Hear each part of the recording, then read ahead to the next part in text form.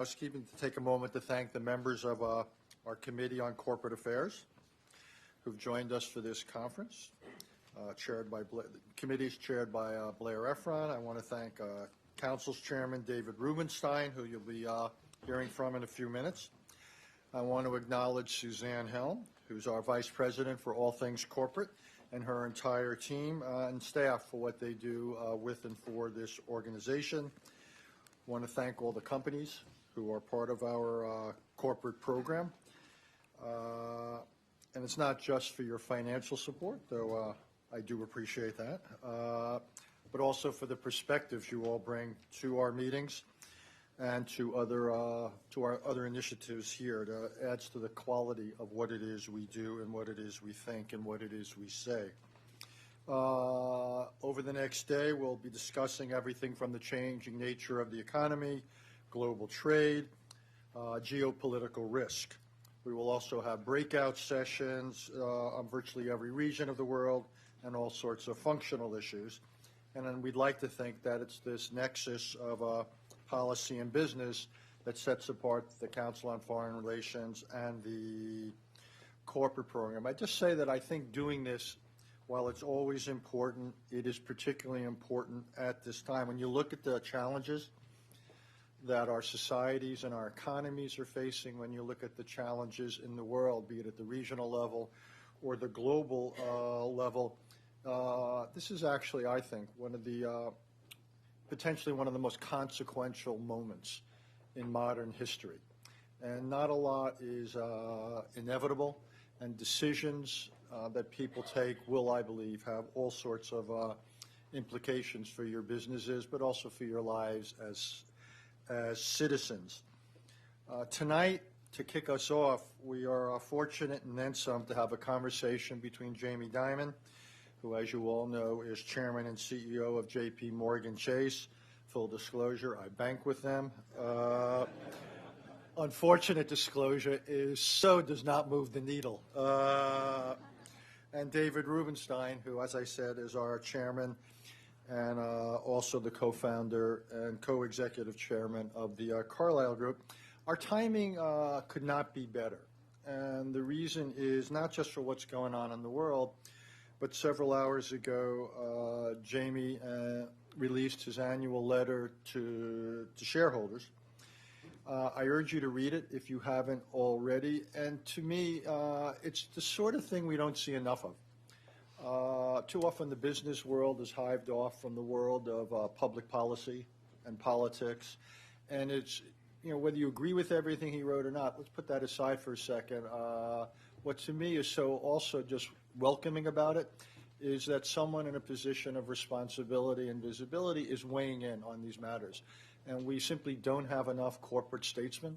And my view is we are fortunate tonight to have not just one, but two of them leading us off tonight. So with that, Jamie, David, the stage is yours.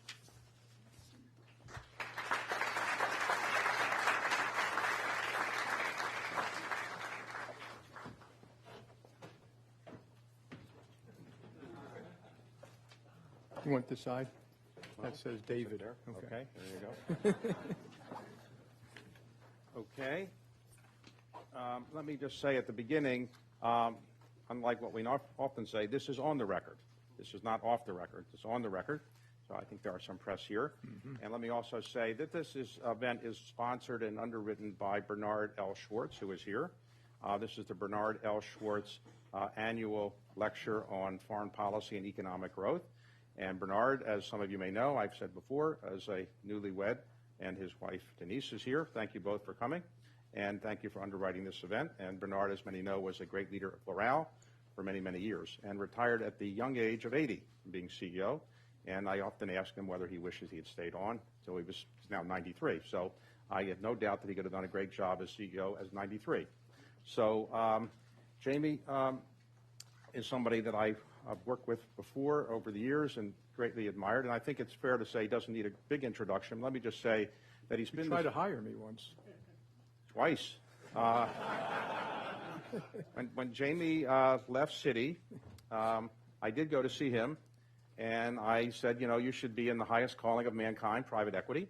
And I couldn't persuade him. And then actually another time I went and said, we're going to take our company public. We don't really have the right person to be the CEO compared to you. Why don't you leave JPMorgan? Bank is, a lot of bankers around there, but you could run a private equity firm. What could be better? I failed in both efforts. But I greatly admired Jamie for a number of reasons that Richard mentioned.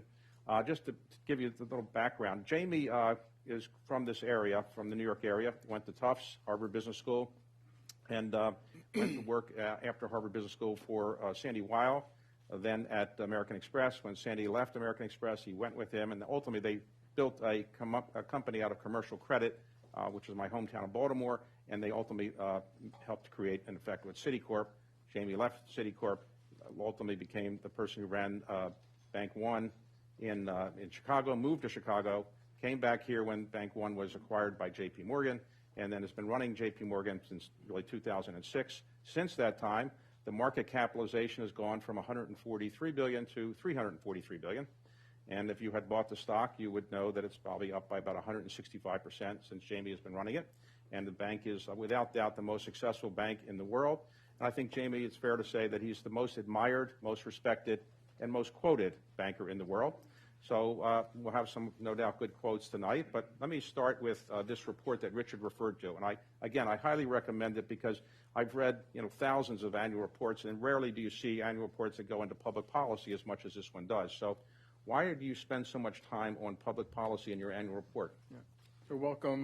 Thrilled to be here. David, thanks for those very overly kind words. I always write long annual reports. I always ask myself the most important questions. What you want to know as a shareholder, an employee. But obviously, I think in the last several years, and you all know this, one of the most important things has become public policy. And I have this deep frustration for what's gone wrong in the United States over the last, I'm going to call it 20 years for a wide variety of reasons. So I'd like to take the time to study the issues, to write down what I think, and give it a different kind of perspective, whether it's all exactly right or not. And so it's just from that. I think if you said what's the most important thing for JPMorgan now is a really healthy world and a really healthy United States. What's one of the most important things for the world? A really healthy and strong United States. And one of the lines in there says if we don't fix some of these problems, our economic, moral, and military dominance may cease to exist. And I believe that. I'm not talking about 5 years from now. I'm talking about the next 20 or 30 years as we tear ourselves apart over things which we really should have fixed. Well, Jamie, it is reported that last year you thought about running for President of the United States, and you actually said you would enjoy the job. Yeah. In light of the fact that nobody yet has emerged as somebody that people say this person should be President of the United States who's going to challenge President Trump, have you ever rethought your position about running for president? No. I tell people I thought that I should think about it. And should I think about it seriously? I never did any work or any polling or any of that. I did think about it and decided not to. Not to even think any more about it, basically, and I didn't do any real work. If I was going to really think about it, I would have spoken to 50 people. I would have done my homework, which I didn't do any of that, so it was blown out of proportion, partially because I make silly jokes about I'd love to be president, but, if you anoint me, but I'm not going to go run. And so no, I'm not going to rethink it. I love what I do, and I think if I do a really good job here, and and I'm the chairman of the Business Roundtable, I can help influence things for the better too. Well, let's suppose somebody's elected president of the United States, like the current president, and this person says to you, "I'd like you to be Secretary of State, Secretary of Treasury." Would you consider going in and appointed job? I would never not consider a request like that from a president of the United States. And I think you should, and I don't want to leave my job, so it's not anything like that. But the current president asked you to consider that, and you decided at that time not to do it. That's correct. Okay. And immediately, a tweet came out how I was the worst banker ever. Right. Immediately, which I knew was going to happen. Any regrets? No. No. Okay. No, but just so you know, I did speak to people about that, quite a few people. But I actually thought the president would be better served by having people who'd been on the bus with him. I really mean that. People he knew, he had earned some trust with, and Steve Mnuchin, I think, is a very capable guy, and he'd been on the bus with him for 6 months. I think that's just a different thing than you're one of a new person being thrown into a situation you don't necessarily completely understand. So Let me ask you another question related to your tenure at JPMorgan. You've done extremely well. The bank has done well. No bank is more successful. But you ever worried that the financial gods might wake up and say, Jamie, you've had so much good luck in the last decade or so, or good fortune, I should say, maybe you should get out at the top and just leave early and just do something else. You ever thought about that? I only think about that when people mention it to me. Okay. You know, but it is true. Something can go wrong, and all of a sudden, you know, you regret. But I love what I do. I love my company. I love my country. I love the thing that get done here. I'm not ready to. The company's not ready for it. It won't be up to me, but it's up to my board of directors, just so you know. And so, yeah, you know, look, the one thing that you know about like the falling off the pedestal, you're going to fall off the pedestal. You know, I said, I always don't put me on the pedestal. Just stop that. Companies make mistakes, and CEOs make mistakes, and bad things happen, and so it becomes a sport with the press. But in my view, is you're going to have mistakes, and I'm sure I have other mistakes as I go forward. And but I hope we'll do just as well in the next 10 years as we did in the prior 10. Well, I'm going to go through this in a moment. I just want to go through one or two highlights of your career. By the way, I asked you earlier, and I didn't know the answer to this. Your name, Jamie, you know, when you get to be in your 60s, Jamie is a young boy's name. So have you ever thought of going to James? And why did you ever not change it during the course of your life? So you know that song, The Boy Named Sue? You know, that when you have the name Jamie, that does happen quite a bit. You know, you better learn to defend yourself a little bit. It's a girl's name. So when I was about fourth grade, I tried to change my name to Jimmy. But my mother would not call me anything but Jamie. My father wouldn't call me anything but Jamie. My brothers wouldn't call me anything but Jamie. My friends wouldn't call me. So I tried for about 6 months and dropped it. Okay. I never thought about it again. Right. So you went to Harvard Business School, and afterwards you had offers from Goldman Sachs and many other well-known firms, but you decided to go work for one person. Wanted. Why did you do that as opposed to going to a very prestigious investment bank? So I wanted to, if you ask me, I was going to go to Goldman. And when I called up Goldman and Lehman and said to them, you know, I've decided to take this job as the assistant to Sandy Weil, who just sold Shears and Hamill to American Express, they said, that's a really neat job. Good for you. When I called Morgan Stanley, Bob Greenhill said to me, you mean to tell me that you're going to take a job there as opposed to Morgan Stanley? And I was like, yeah, exactly. That's what I'm telling you. Because Sandy I got to know him a little bit. My dad was a broker at Shears and Hamill. I'd had a summer job there. You know, he liked the fact I went to Harvard Business School, and his pitch was this: I'm not going to pay you the same. He'd try to hire me as an investment banker at Shearson. So it was Shearson Hayden Stone at the time. I basically politely told him no, because you just learn so much more, and you get paid more at some place like Goldman Sachs. But he said, come join me here. I don't know what it's going to be, but at least you'll see what a big company works like. What I loved about, first of all, he was very down to earth.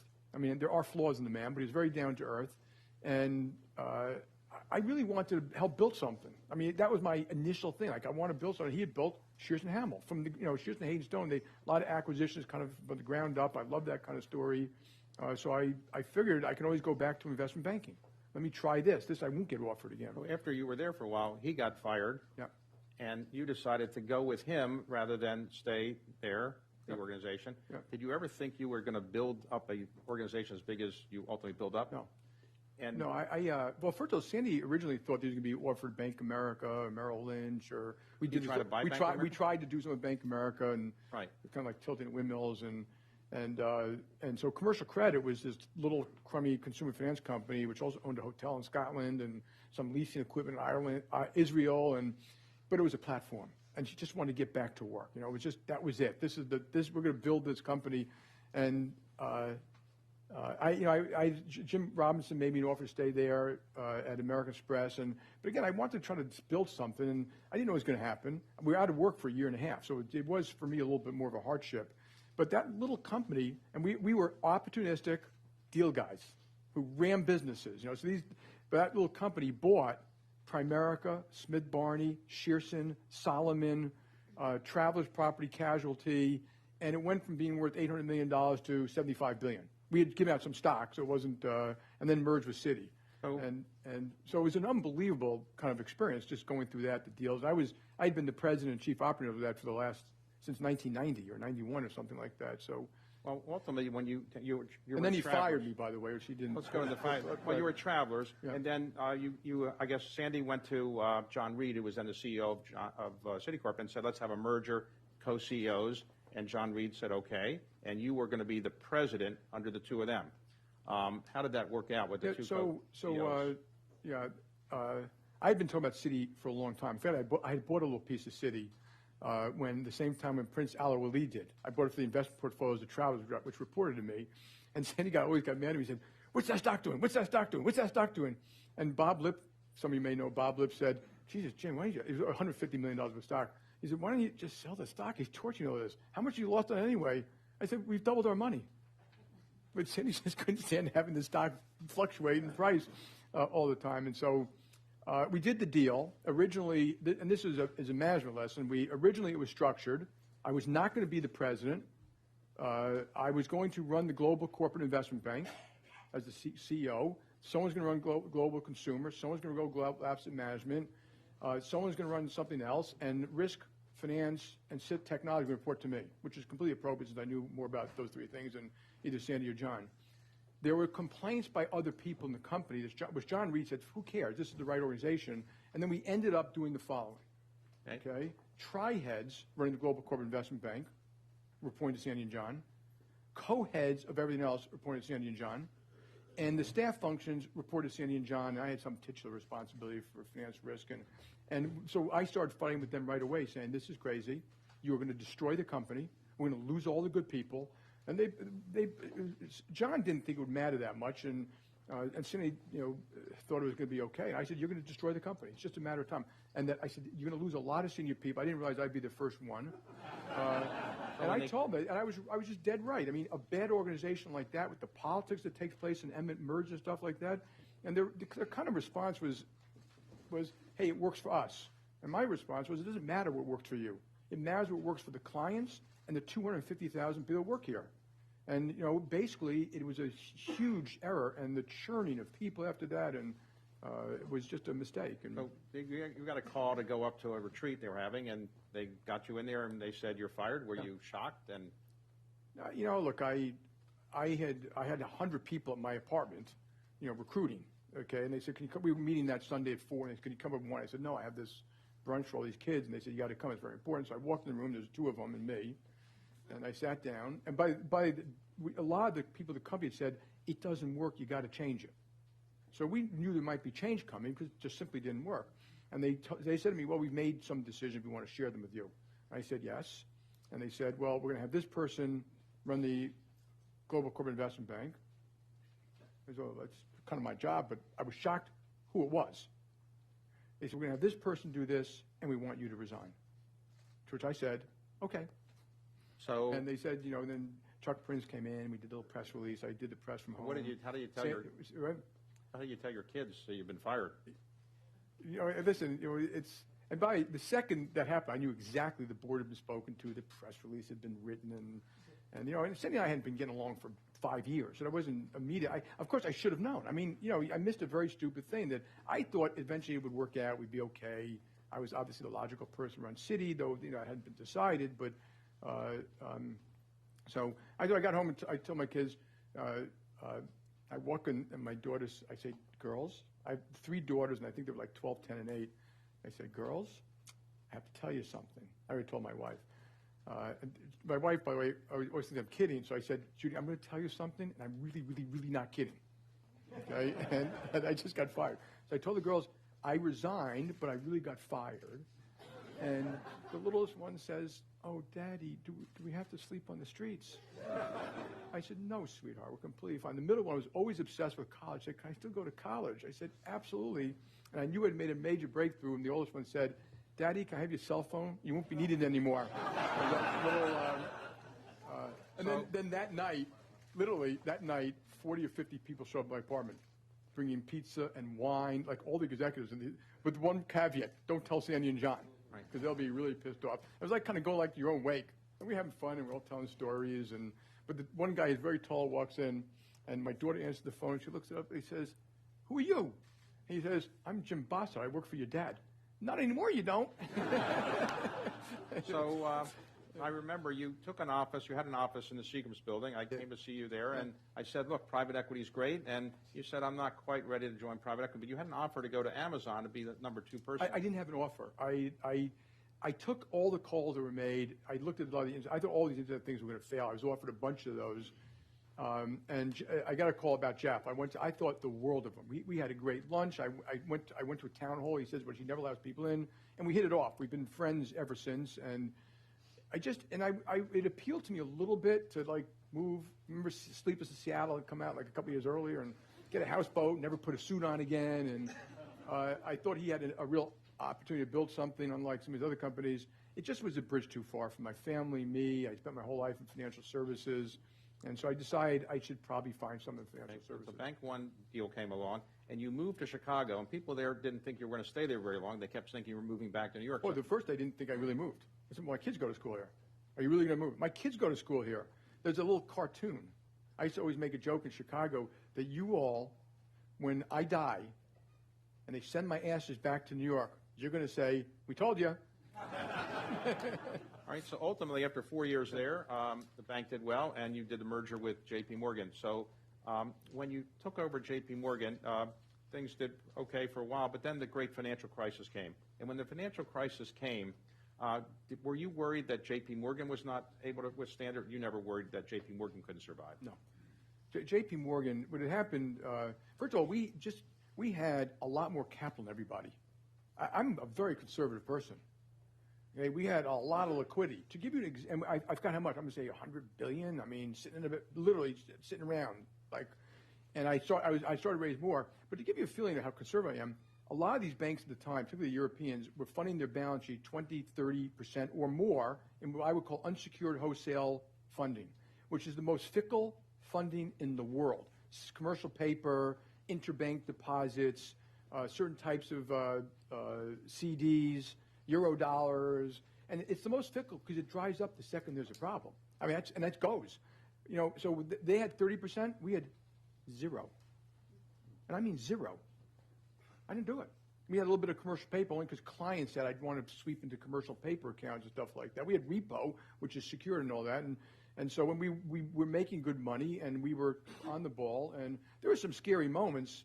The scariest moments when the weekend when Lehman was going bankrupt, I called all our executives, I called them up, everyone went back to work, pretty much worked around the clock for 6 months. I mean, but driving home, I called the board, and the conversation was the following, that I told them that I thought Lehman, this was Sunday night, I thought Lehman is going to declare bankruptcy either tonight or tomorrow. I'm not sure. I said, and it's very possible that throughout the rest of this week, you're talking about Goldman, Morgan, Bank of America, and I'm pretty sure AIG is not going to make it because we had already been working on that. And you know, they said, well, what does it mean? I said, look, we have net 0 positions with all those parties. So you got to remember, we have huge relationships. So when we track what we call global market counterparties, we're hedged on every single little thing. Now, of course, they can swing at night and stuff like that, so those exposures can go to $1 billion, or you got locked out of contracts. But the fact is, it could be $1 billion plus or minus for any one of them. But that was about it. And because of the crisis, the money was flowing into JPMorgan. So our balances were going up like this. People were pulling money out of bank after bank, and some of the governments. I'm going to write a book one day. Some of the governments made it worse because they started guaranteed deposits. What happened? Ireland did it, then Germany did, and the second that happened, you guaranteed the default of banks, because now all of a sudden they had a guaranteed choice as opposed to deposit to the bank, and so and it also made the weaker banks weaker. The healthier, those good banks got it. Everyone else is like, move all your money, and so the money starts sloshing around the world, draining out of certain people and draining into other people. One of the problems was that Bear Stearns went under and was about to go under. And the government of the United States said, we want you to do a favor for the American people and save Bear Stearns. So you bought Bear Stearns, and then later the government of the United States sued you for buying Bear Stearns, in effect. So what did you think about that? Not in effect. They stole from us afterwards. I thought it was terrible, you know. And we bought Bear. We bought it for $1 billion, been worth 20. But you know, we put up $12 billion of reserves the day we bought it to manage the extra legal risk, the close-down cost, the severance cost, what I call de-risking. We just bought $300 billion of assets. We knew them. We had been through every loan and every bond and every But remember, it just doubled up what we already had. So of that 300, I knew I had to get rid of 150 quickly in bad markets. Right after I told you things are really bad, that's when I had to sell. And so, someone said to me the point, well, things will get better. No, I said they're going to get worse. Because everyone's going to say, what the hell happened? How bad is it and where is it? And I did ask, I was worried about the SEC, enforcement actions. And I did get a letter, which is public, from the acting head of the SEC saying that they couldn't say we're not going to bring enforcement actions against you, but they said, and even our lawyers were shocked, but I insisted, I want this letter. But the letter said that if we bring in enforcement action, we will take into consideration the circumstance which you bought Bear Stearns. It didn't occur to me to ask the government or the DOJ to do that. So when they started coming after us for all these mortgage losses, which we paid well in excess of $10 billion, 80% of that related to Bear Stearns and WAMU. So when I went to see Eric Holder, Eric thought I was going to come in and pound the table. I said, Eric, I'm here to surrender. You're my judge, my jury, and my hangman. I have no court to go to. There is no court for an American bank.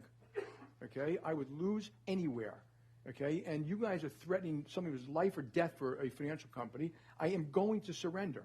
I brought one of my directors. I want them to hear the whole conversation back and forth.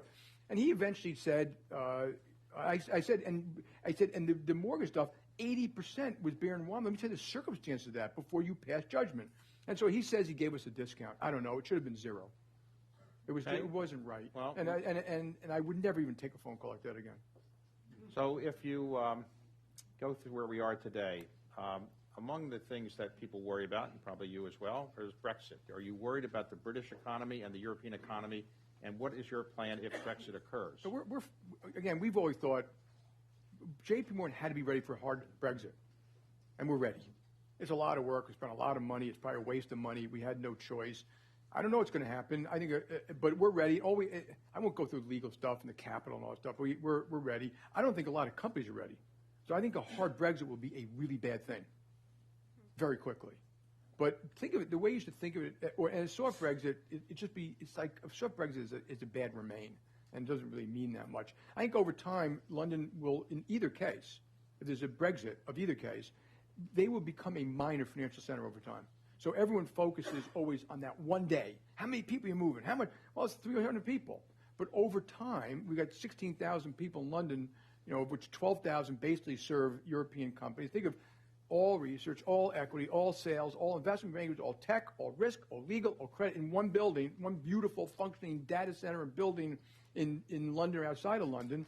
And the regulators and politicians will simply demand over time that we move some of that. That's all. And I don't understand why people don't understand that. And so, but a hard Brexit will be a really bad recession in Britain. It'll be not so great for Europe. It won't affect America that much. So it's not an earth-shattering thing. It's just a bad idea. Europe, by the way, has far more serious problems that they have to fix if they want to keep the living standards that people keep up with the rest of the world around technology and innovation and skills and capital. And so, wise people look at it and say, Brexit does point out that there are severe issues with Europe.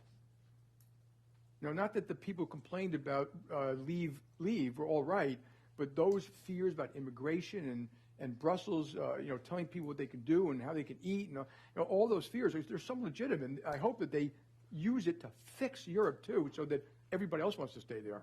Now, on the other side of the globe, China, we've had a trade dispute with China. Do you think that trade dispute is one that we should have entered into, and do you expect it to be resolved in the near future and will lead to a... Absolutely, we should have entered into it. And, President Obama came to the BRT a couple of times, and at one point he complained that you guys tell me how bad it is with China, and when I go there, they tell me how great it is. None of you are willing to stand up for saying anything, and I think that's true. I think the business community had spent a lot of time, let me just worry about JPMorgan China, not, otherwise the Chinese could be punitive, or something like that. And now the BRT supports not the tariffs, but the issues, okay, about IP being stolen, non-bilateral investment rights, subsidies or benefits given to state-owned enterprises beyond what you consider normal or fair in trade, non-tariff barriers where you get the right to do it, but you can't get the goods into the country. Those are serious issues that Japan, Europe, and America, we all know are true. I think the Chinese know it's true. So we're glad. I think Lighthizer and Mnuchin have been doing a good job. I'm told that they made a huge amount of progress in detail. We don't want a soybean deal. If they agree to buy $200 billion of goods a year from us, that doesn't fix the problem. And Europe, and we're not courted, but Europe and Japan really want us to do this. We should have been part of TPP. So I wasn't in favor of the tariffs and the threatening and the stuff like that, but absolutely in facing the issue. And in fact, the business community is on the other side. Our view is if you got to deal with the serious issues. And if you don't, we're better off dealing with it now. And whatever that means for the economy. Now you have your and I think they're going to do one. I think both parties want it, but I also think it's a bad idea to say they have to. They don't have to, nor do we have to. You have your pulse on the your pulse on the U.S. economy. You see all the data from credit card companies that you own and so forth. What do you think the state of the U.S. economy is? Do you worry about a recession anytime in the near future?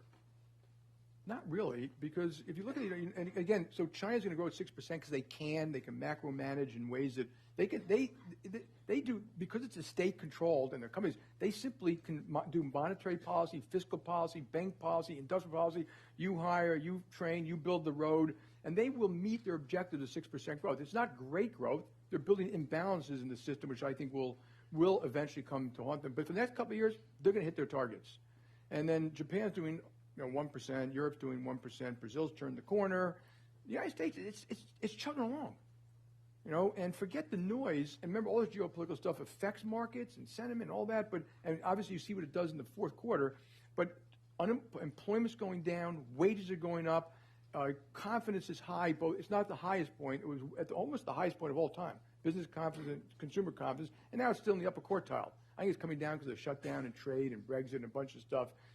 Housing's in short supply. You don't have the leveraged assets in the system like we had. There's nothing like we had before.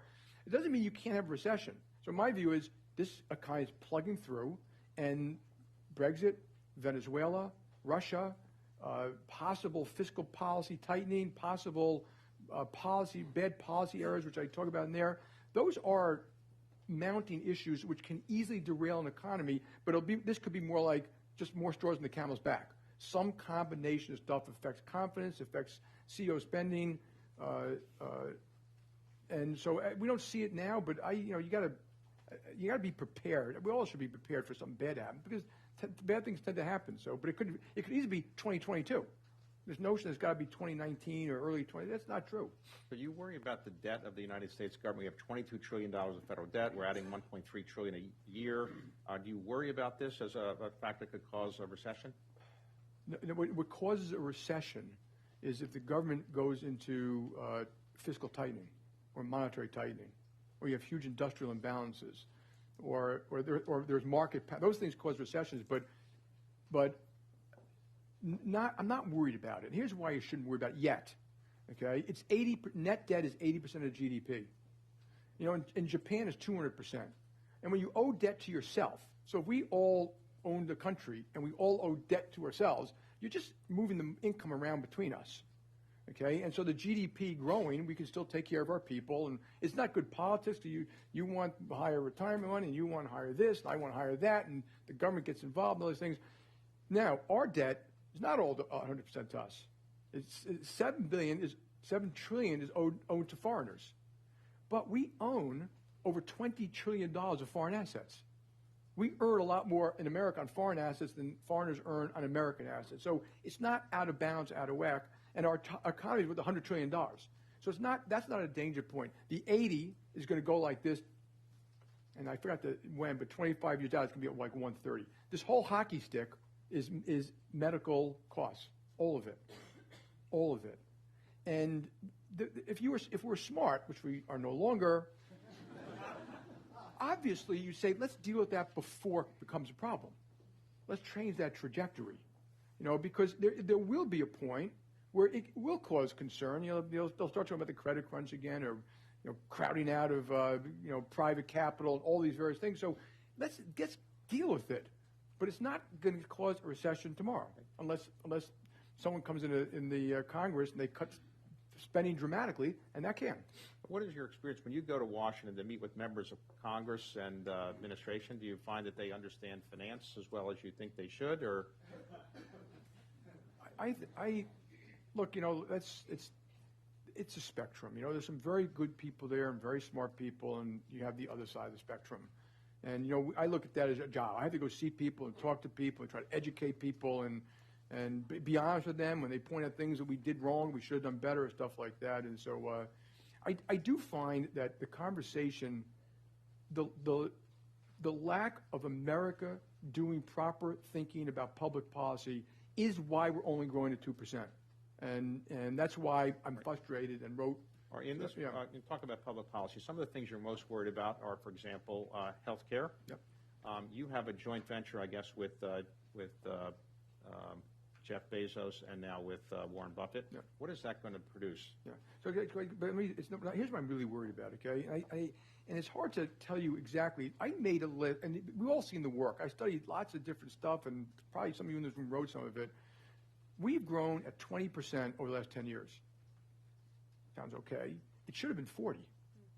An average recovery in America after a bad recession would have been 40%, even with the recession in between, by the way.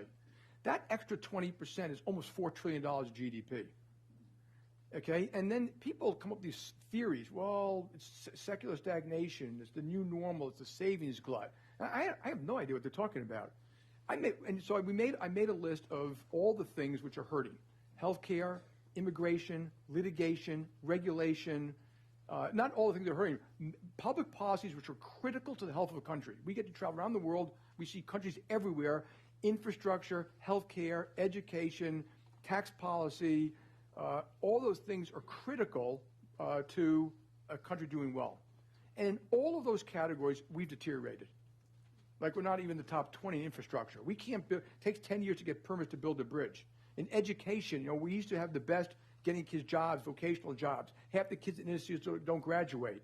And in litigation, our litigation system costs 1.6% of GDP. The average OECD is 0.6%. Immigration, the economists would say this: because we don't have immigration, we're more merit-based, get DACA, have a path to citizenship, let them build a damn wall. Let's get immigration reform, 0.3% to growth. Mortgage reform, 0.2% to growth. You know, we've crippled mortgages for lower-paid people by all these certain regulations and stuff like that. And then there's health care, 20%, almost 20% of GDP. That's twice everybody, the rest of the developed world.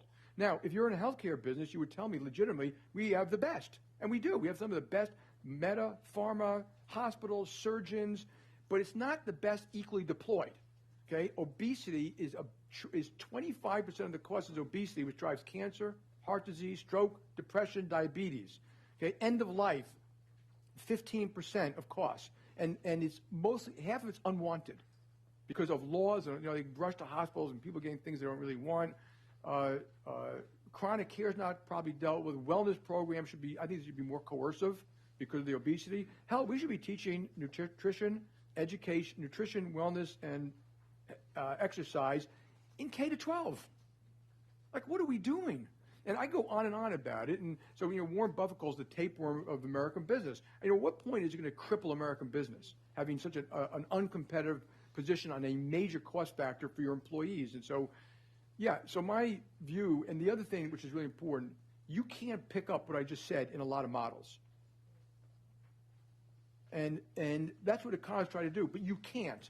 They don't factor in healthcare going up like that. They don't. By healthcare, the longevity that's given us over the last, which is obviously the best thing in the world, that longevity was, you know, some people estimate up to 50% of GDP growth because you're living longer, your skills are longer, you're more skilled as you get older, and you work hard. You know, you have the health to work.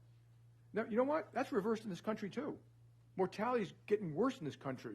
You know, labor force participation because of health and opioids and so this stuff cumulative over time in totality is why we have these problems.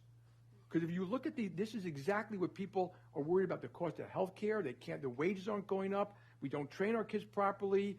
And if we fix these things, you actually fix all the other things. And so that's why I took the time to write it, because I really do think we're just off base. And we're guessing, and we know what the answer is. Well, in terms of writing this, this is pretty comprehensive. So how long does it actually take to write this? I torture I mean, I have, I don't know, I probably spend 5 complete weekends and then 10 other half days or something like that. But the other thing about this, which I find, I was in the Warren Buffett thing. I used to read his, and I also asked myself, what do you want to know? To my shareholders. Actually, I ask our employees, what do you want to know? What's important? What decisions am I trying to make that I have never explained properly? Now we have a section of an AI and cyber and privacy, stuff like that.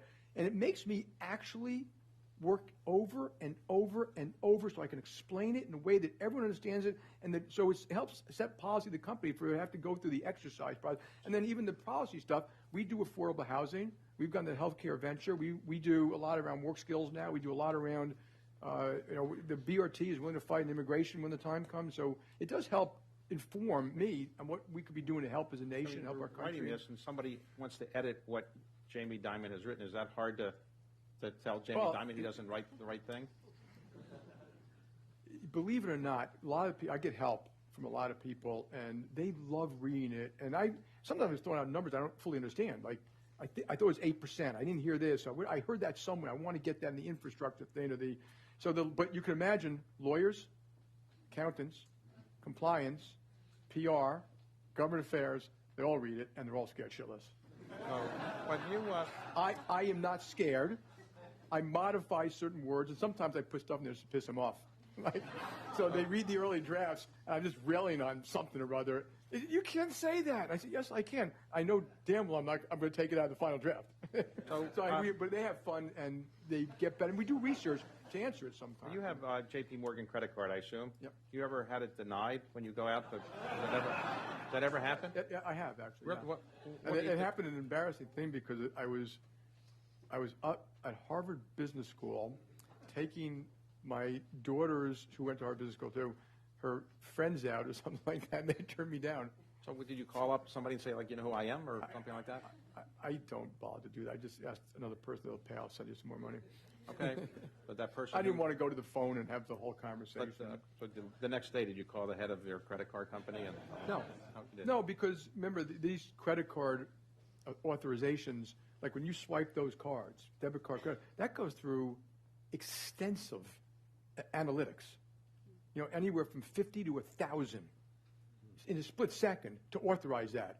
So if there's anything that's out of whack, where you were that day, you're a different city, that's not used to, and it particularly heightened things if it's something you can sell, like a TV or a ring.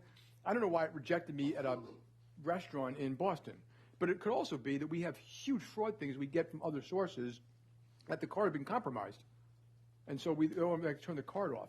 And so now, you can go on your phone and turn your card on or off at will. So if you give your kid your card for one reason, and they forget to give it back to you, you can turn it off. And so if you're a Chase customer, and you can also get trading, you can buy and sell stocks for free now. But you're saying here one of your biggest concerns is cyber security. Yeah. So you spend an enormous amount of money on making sure that your information is going to be kept private? Well, not just information. We spend $600 million a year, 3,000 people, 24/7 around the world, and that doesn't include all the physical and all the other things we do, monitoring our own.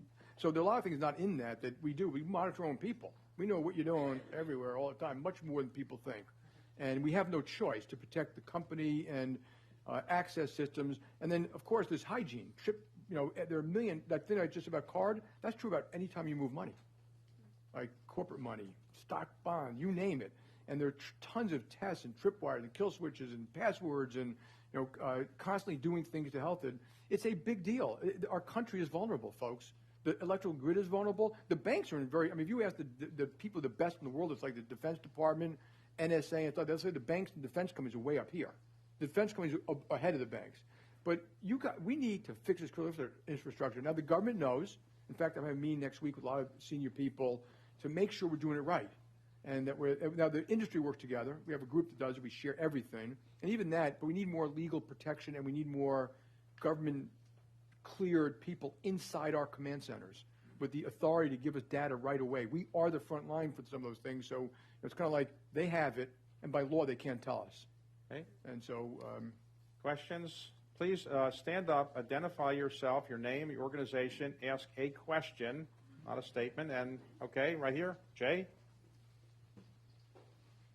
Great panel. Jay Coe from the Lightsmith Group. I read your letter with great interest, and it's great that in the aftermath of natural disasters, there's a lot of humanitarian responses from the bank, and the call for infrastructure, I think, is something that's way overdue. My question is this. These things all seem to implicate the kind of now unfolding impact practically and from an investment standpoint and from an economic standpoint of climate change.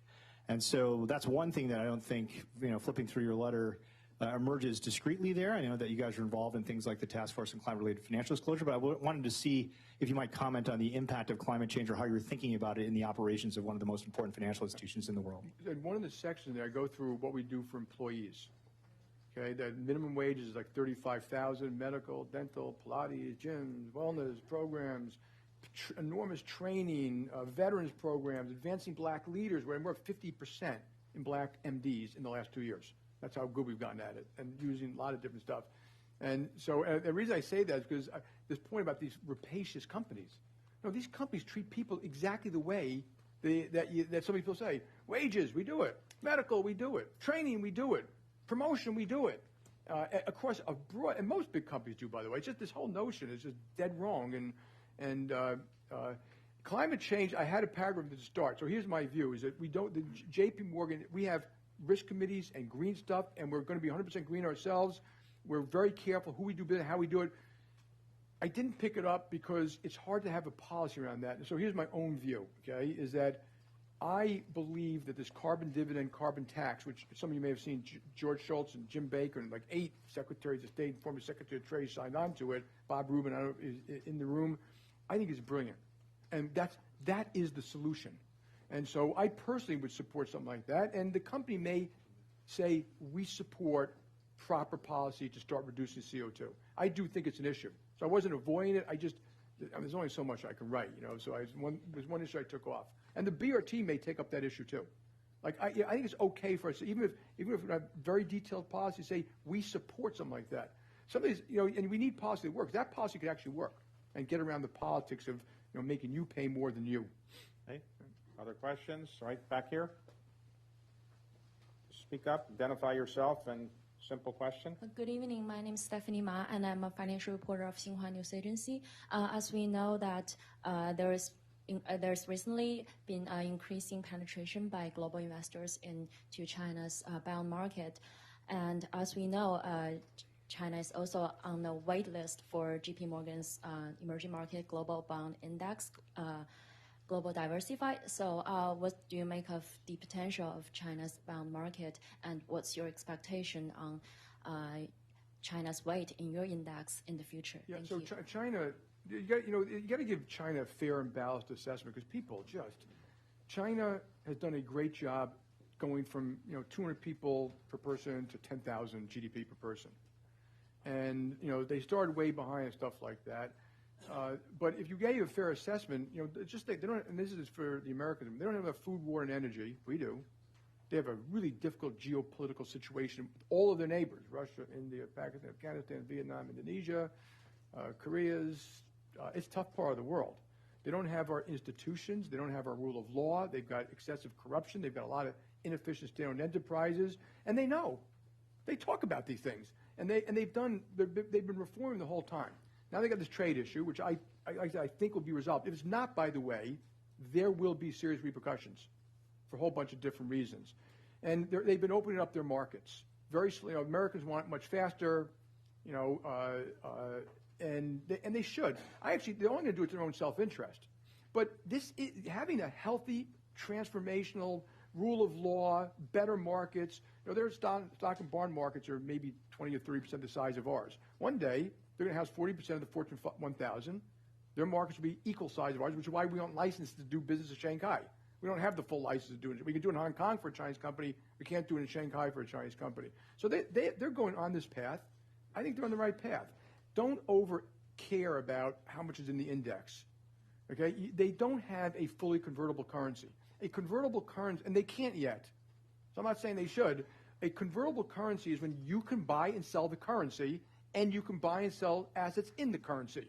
You can buy their bonds. You can buy their stocks. You can sell their stocks. You can sell their bonds. You can't. Everything that gets done there is by permission of the government. They limit how much bonds you could buy. They limit how much stocks you can buy. And they're doing this to protect themselves. They're not ready to fully open up. So they're not going to enter these indexes in major ways until they're fully convertible. I don't think they could be fully convertible for another 10 years. Okay. But I do think having really transparent financial markets and companies like JPMorgan will make them a healthier country over time, which will be good for them. Okay, right here. Please, get a mic and identify yourself. Given that Mr. Rubenstein asked a lot of questions about your personal career, I have a more personal question, and that is, how do you balance your time? How do you manage your day? How do you manage your week? And how do you manage your people? Yeah. Well, I'm very efficient. Okay, I have flaws. I read fast. I don't read. I don't read everything at the same speed. I got this. I read fast, and this something you got to read slow and think. And so on Sundays I read slow and I think. I take notes and I really think about what I want to do and what I have to follow up on. As opposed, but I think people can manage their time. I think most people are terrible at it. Like they're tearing their hair out. They're senior people. They're busy. They don't return their phone calls. I return every phone call, every email, every day. I am never rushed. I'm almost never late. I hate it. Some turns and in my office, 40%, probably 40% of my time is white time. My office is open. I walk around. I talk to people. But I also have, but a third of the time is very rigorous. Business reviews around the world, business reviews in this business, risk reviews, and everyone knows. Everyone's got an agenda, a forward-looking agenda. It's all scheduled. We do a lot of ad hoc stuff, but so everyone knows that takes place. And people have. If you work for me, you have a follow-up list. I know it's on it. You know it's on it, and you better bring up everything important to me. So I don't have these. Some executives have this. They're once a week sit down with every person, reports to them for an hour. I don't do any of that stuff. It's a waste of time. Okay, I know them.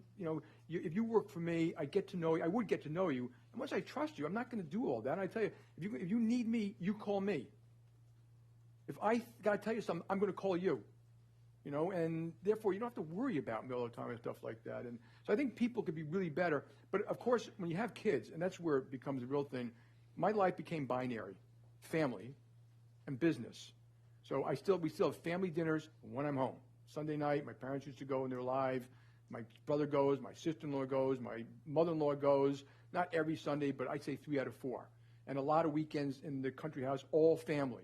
I don't do East Hampton. I don't do black ties. If you ever see me a black tie, I don't have the time. And then I work. I like working. I read a lot on the weekends, and I travel 50% of the time, but I try to be really rigorous about that stuff. And you met your wife at Harvard Business School, Judy, yep. And you've been married how many years? 36. 36? Almost 36, yeah. All right. And you have 3 daughters? 3 daughters, 4 granddaughters. I still diaper. Right. And it's like riding a bike. What are your grandchildren call you what? Pop. Not Jamie or nothing? No. One of my daughters used to call me CEO man. But, okay. Question back. In the order of, you're not my boss, CEO man. Right here. Ted Pulling. Jamie, you were talking about public policy earlier. Maybe some thoughts on the state of New York City, and maybe you could run for mayor as a prep for the White House. I wouldn't run for mayor if my life depended on it. I don't want to be a senator. I don't. What? Our lives depend on it. Look, I think New York has a problem. Okay, and the problem is it's insidious. Which is somehow that a city thinks it doesn't have to compete. Now, this is the greatest city in the world. I mean, it is unbelievable. But it's got the highest taxes, individual, the highest taxes, corporate, probably the highest real estate tax. Like all that Amazon, the $3 billion, that was based just reducing taxes for the first 10 years. I mean, that's all it was. It was like just a discount on the taxes they're going to have to pay and stuff like that. And you can't survive like that. So some of you may have lived in the city in 1974. When unemployment at 12%, I think this is right, 10 of the Fortune 50 companies were headquartered here left. JCPenney, Exxon, American Airlines. And I just think it's a bad idea to abuse the things that create so much wealth and stuff like that, and to assume, the arrogance to assume that's forever. Now, it is a great place, and we have 4,000 people on the west side, all technology people, Asian, Indian, black. It's unbelievable from the schools. And so it's still a great place, but I think the right way to run anything is to run it knowing that you're going to have competition. You should prepare for that. So the other thing about budgets, we lie about pension plans. We don't. I mean, if we even told the truth about it, it'd make you sick to your stomach about the commitments that are made that are not funded or even reported. And so those commitments made by cities and states are a problem. And they're not tomorrow's problem. But we have one more question right here. Lady in the back. One last question, and then we're out of time. Hi, David. Thanks. And thank you, Jamie. Christina from CNN. I got to ask, what do you think of Stephen Moore and Herman McCain for the Fed? You know, I'm a demure. I know them from seeing them on TV, you know, so I've never sat down and had a long conversation. And, you know, they don't seem like the right people to put on the Fed. I do think Jay Powell is very bright. And I think the Fed people, I don't agree with everything they've ever done, but I think they're very bright people trying to do the right stuff. I don't think they'd be pushed around very much by tweets or words and all that. And I also think that's not necessarily a good idea. You know, of course, every president wants rates lower. I mean, I get surprised when the press says, the president said this. Oh, really? The president wants lower rates, and that shocks you. You know, I've put presidents out, I want higher rates, and but look, they should put professional people there. I think those jobs all have to go through confirmation. Let the senators do their homework. So as you look back on your incredible career, any regrets, or what are you most pleased with? I've had a great life. You know, like all of us make. I mean, if you want to, I can spend hours here talking about my mistakes, and you learn from those. I mean, the biggest regrets are people mistakes you made that hurt the company, that took a long time to correct. You should have seen it. They hurt people, which now I'm responsible for. I hired bad people, and they hurt you, and I feel terrible about it, something like that. It wasn't this trade, or not even that stupid London whale thing, or a merger we had some extra difficulties on, or it was usually around hard people things. It's tough to be a CEO. The people stuff becomes the toughest stuff. And the mistakes were always, I didn't speak to the right people enough. I didn't do my homework. I didn't take the time. You were angry. Like anything done out of anger is a bad idea.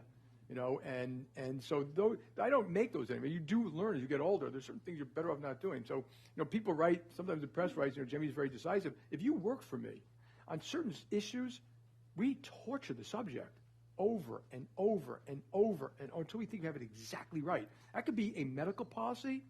That could be an underwriting policy. That could be whether we're going to enter a new country or we're going to do a $20 billion bridge loan. I want to get certain things exactly right, and we work the angle. And your error rate drops like this.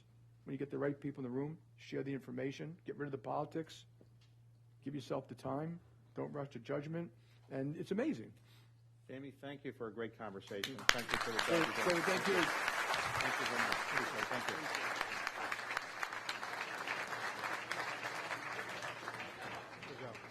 Apologize to both. Oh, not at all. We're spending all day. Fox Business, yeah. Pretty good. Friend. What's her name? Liz Lehman. Oh, yeah. Very good. Yeah. Robert, how are you? He's terrific. This is Mr. Cruzan. You want to interview him. Okay. He runs a firm called Centerview. He started a firm called Centerview. I think I've heard of that before. We have to meet Charlie Gasparino. He's even better. No. He wants to be interviewed. You look like it. Lydia, it's nice to meet you. Mr. Rosen. Mr. Cruzan, how are you?